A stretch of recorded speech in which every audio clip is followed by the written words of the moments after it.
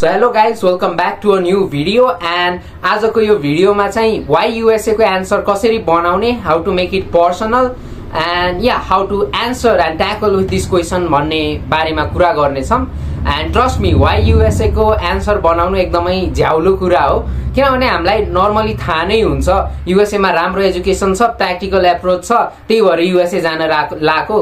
तर यही कुरा हामीले गएर एक्चुअल इन्टरभ्यूमा भन्यौं भने हल्का जेनरल साउन्ड गर्छ, भिजा अफिसर कन्भिन्स नहुन सक्छ। So we need to be a bit smart to create the answer for why USA, and we'll be talking about that in today's video. And before going with why USA, तपाईहरुले why this major, plans after graduation, अनि about why this university को answer बनाउनु भएको छैन भने यो तीनटा भिडियोको link चाहिँ डिस्क्रिप्सनमा हुन्छ, त्यहाँबाट गएर पहिला चाहिँ be ready with your major, plans after graduation, अनि why this university, and after that start preparing for why USA.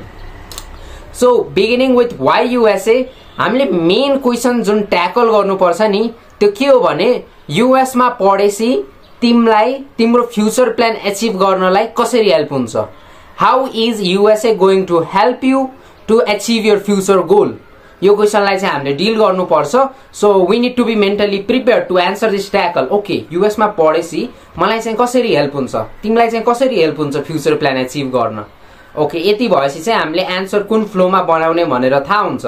And the thing that we need to avoid is giving general answer like US is the leader in technological field, अनि मेरो चाहिँ one of the inspiration from whom I got interested into this major is in USA, so I want to study in USA. यस्तो कुरा चाहिँ भन्ने हैन, यो चाहिँ जनरल हुन्छ।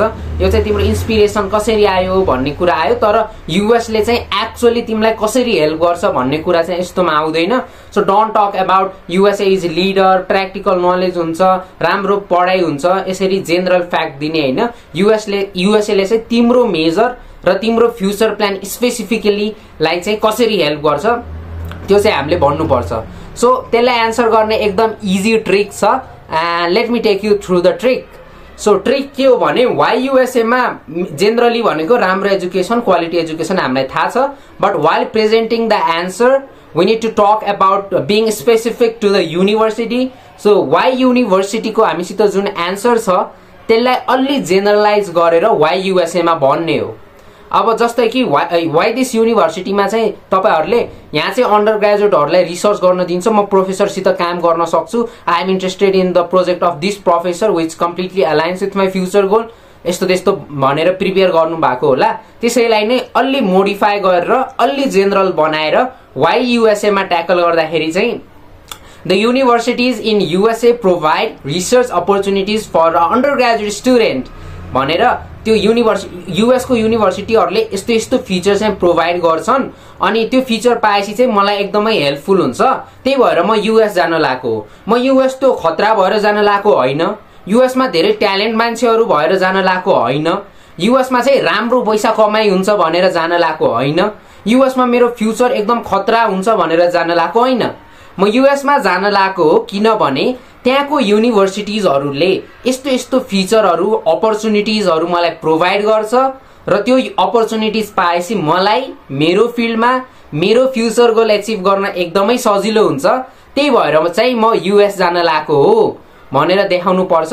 एन्ड यसरी भन्दाखेरि चाहिँ will be limited within the university. हामी चाहिँ US जान लाको त्यो खतरा देखेर हैन, द अमेरिकन ड्रीम भएर जान लाको हैन कि हामी पढ्नलाई जान लाको हो, युनिभर्सिटीमै फोकस भएर जान लाको हो भन्ने नलेज चाहिँ कन्वे हुन्छ। त्यही भएर चाहिँ use this trick and make your answer for why USA. So yep, I am here with an example. यहाँ चाहिँ तपाईहरुले मैले एउटा रफमा प्रिपेयर गरे why this university को आन्सर छ, and you can simply go through that and bullet points हरु के छ भने research experience in undergraduate, collaboration of health tech companies and scholarship with honors. And यही ठाउँमा let me take you to the another answer जुनमा चाहिँ why USA को answer छ र यसको बुलेट पोइन्ट्समा हेर्नु त दुईटा बुलेट पोइन्ट्स फेरि सेम रिपिट भएको छ। The one is collaboration of health tech companies and the other one is research opportunities. यो दुईटा पोइन्ट्सहरु मैले why this university को आन्सरमा नि राखेको थिएँ र ल्याएर यहाँ why USA मा नि राखेको छु।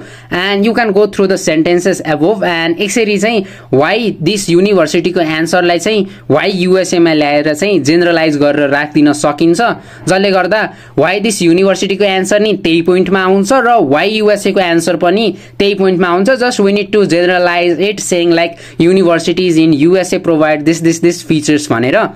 एन्ड यो इक्जाम्पल लेखेर चाहिँ तपाईहरुलाई क्लियर भयो होला कि कसरी वाइ दिस युनिभर्सिटीको एन्सरलाई नै अलिकति क्र्याक डाउन गरेपछि वाइ युएसए को एन्सर आउँछ। एन्ड यसरी बनाउँदाखेरि चाहिँ हामीले वाइ युएसए मा पनि युनिभर्सिटीकै फिचर्सको कुराहरू गरिन्छ। सो यी युनिभर्सिटीको कारणले नै युएस जाँदै रहेछ भनेर चाहिँ एउटा इन्फर्मेसन कन्भे हुन्छ। एन्ड अदर देन दैट त्यो ग्लोबल पर्सपेक्टिभको कुरा नि गर्न सक्नुभयो, किनभने students come to USA from all different countries and हामीले चाहिँ सबै कन्ट्रीको मान्छेसित इन्टरेक्ट गर्दा एउटा ग्लोबल पर्सपेक्टिभ बनाइन्छ आफ्नो मेजरको फिल्डमा। एन्ड यति कुरालाई इन्क्लुड गरेपछि you will be very much good to go with why USA को question. And yep, that is all for today's video. And yeah, I'll meet you in the next video. Till then, you can watch these videos that are attached here. And yeah, I'll see you in the next video. Till then, take care and keep practicing for that green.